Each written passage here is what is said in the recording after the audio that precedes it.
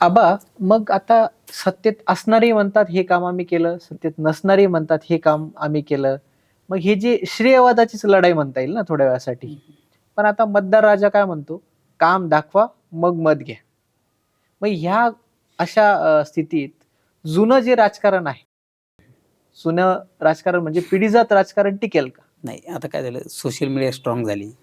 अगदी. मीडिया चांगली आहे, पेपर मीडिया चांगली आहे. मोबाईलच्या माध्यमातून लोकांना रोजचे अपडेट कळतात. अगदी. त्याच्यामुळे आता हे जुनं पिढीजात राजकारण चालणार नाही. याचा तो आहे म्हणून त्याला द्या आणि त्याचा तो आहे म्हणून त्याला मदत करा, असं होणार नाही.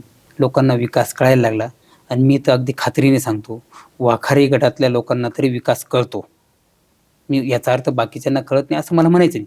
पण विकासासंदर्भात जे लोकं माझ्या संपर्कात आहेत, गटातले मतदार माझ्या संपर्कात आहेत, त्यांचा जर अभ्यास बघितला, तर नक्कीच लोकांना विकास कळतो आणि लोकं विकासाला मतदान देतील. बाकी काही कोणत्या भूलथापा असतील किंवा कोणाला काही घोषणा असतील, याच्यावर अजिबात मतदान करणार नाही. घोषणांचं राजकारण, घोषणांची निवडणूक इथून मागे होऊन गेली. आता मात्र तसं होणार नाही. म्हणजे काम करेल त्यालाच मतदान मिळेल. बरोबर आहे.